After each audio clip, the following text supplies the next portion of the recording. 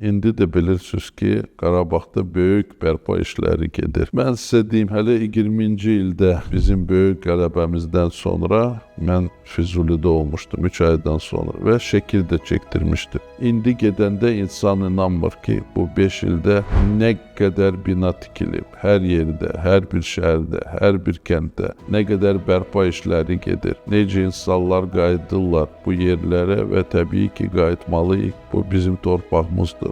Və sonra oradan biz getdik Xankəndiyə.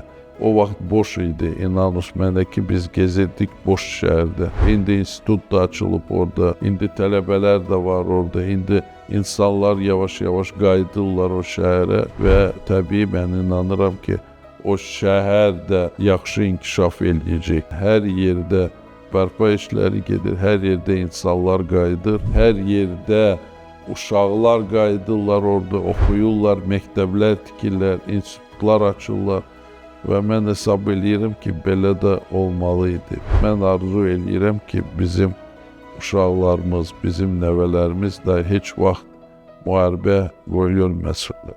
Qarabağ həmişə bizimdir. Bu belə olub, belə indi hal-hazırda var və həmişə də belə olacaq, əbədi.